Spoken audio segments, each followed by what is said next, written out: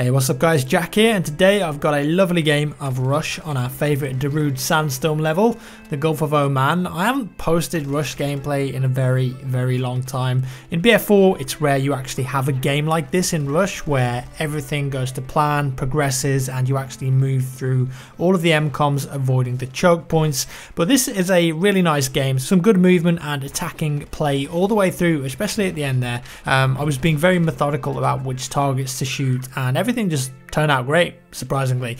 Probably one of my favourite ever Rush rounds in BF4, to be honest, but I digress. We've got some cool stuff coming up. The spring patch for BF4 is out tomorrow, Tuesday the 26th of May. We've got lots of bug fixes in there, netcode updates. We don't have the full patch notes yet, but we know that there are 5 new weapons coming, of course. It's going to be pretty fun unlocking some new kit weapons again, as we didn't really get any in Final Stand. Gunmaster is back as well. Played that a little bit in CTE, and now it's coming to vanilla. I personally love a bit of Gunmaster. It's quite fun to just chill, play it for a bit, and it's also pretty good for live commentaries. They've done a full weapon balance pass too. Some weapons will now be a 2-hit kill headshot within optimal range, emphasizing the need to go for headshots, therefore rewarding the players who aim for the head. I like that. Increase the skill gap. Also in the spring patch, DICE LA have tweaked the way suppression works. In layman's terms, it's only really going to have a big effect on you now if you're taking fire from far away. Close and medium range gunfights won't have much or any suppression at all, but if you're further away trying to engage someone with a sniper rifle or a DMR for example, and someone starts shooting at you, you're going to notice the suppression quite a lot. So now, from the horse's mouth, suppression is more of a tool for the player to reposition themselves in combat. Again, I like that. No one's a fan of close range firefights being left to chance with magical bendy bullets. It's definitely a step in the right direction. Still got no news about the classic map DLC, but I'm sure we're going to hear something very soon about that. Oddly, no increase to the level cap in this patch either. Apparently there's something new for the level 140 players though. Not sure if that means it's actually in the game already or coming soon, and that could just be like a dog tag or a camo, potentially a cool Easter egg for max level players. We're just gonna have to wait and see. There's been some reveals about the first Hardline DLC 2. We already knew the name, it's Criminal Activity, but now we've got some rock solid official information. As expected, 4 new maps, backwards at some woods with trees and shit. Code Blue looks like a strip club. The Beat, that looks very similar to the first single player level where you're driving around the ghetto with Kai. And finally, the 4th map is called Black Friday, and that's set in a mall. Rebecca Black is actually the final boss. Watch out for that, I've heard she's particularly dangerous. 2 new vehicles in there. Hopefully one of them is a tricycle that we can razz around the shopping mall with. If it's not, I'm going to be upset. The other might be some sort of Dodge Charger muscle car, I guess. 2 new ammunition types for specific weapons. No idea what that is. Could be Magnum ammo or something like that. A new gadget. 3 new actual kit weapons.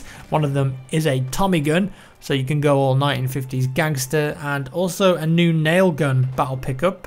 So now you can nail your nemesis to the wall and pose them in various interpretive dance positions. It's going to be fun. A new game mode called Bounty Hunter. I'd imagine from the name of that it's like a free-for-all game mode where one guy gets picked as an assassination target, let's say, and then the others have to kill them, and if they kill them they become the target perhaps. That's a complete guess at this point based off the name. I'm probably completely wrong. We've also got 6 new masks, 2 animal masks and 4 new police headgear options.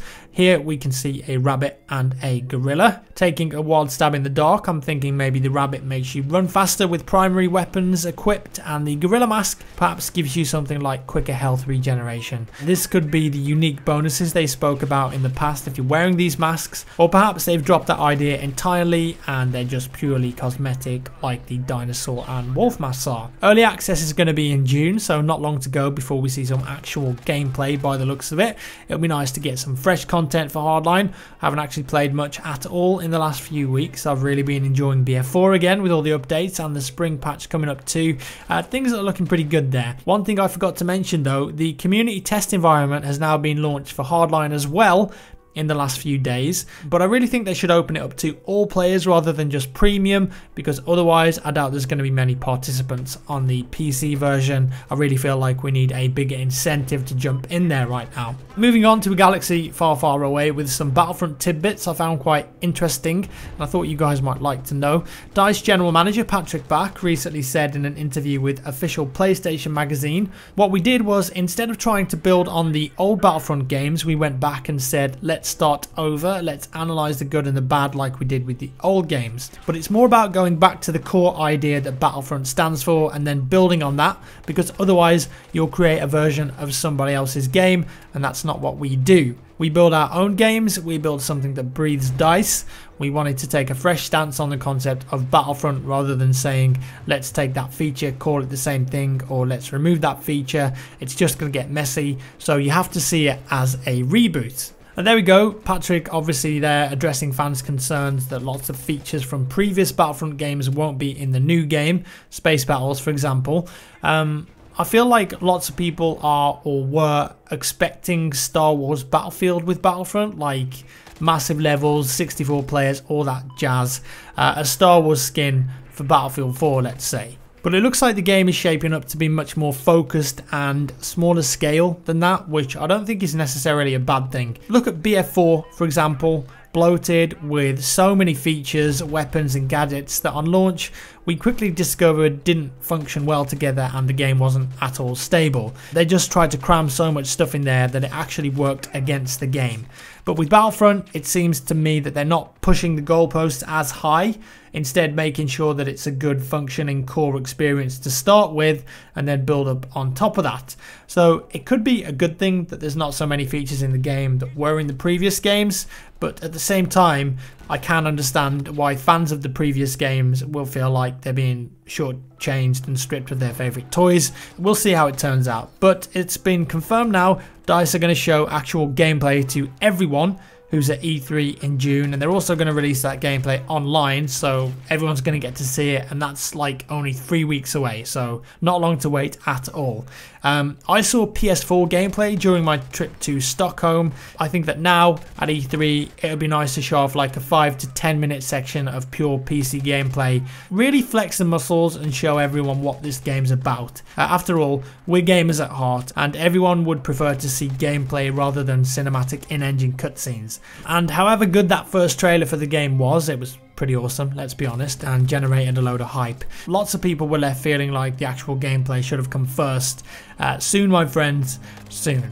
With that said, I don't have much else to chat about today. I think I've covered everything I wanted to, and I hope you enjoyed the gameplay there. Let me know your thoughts on the day's topics down in the comments section below. Are you looking forward to the Hardline DLC, or are you getting back on the BF4 train? Does Battlefront wet your whistle, or do you think it's not going to live up to expectations? Thanks for watching, guys. I love you lots as always, and I'll see you in the next one.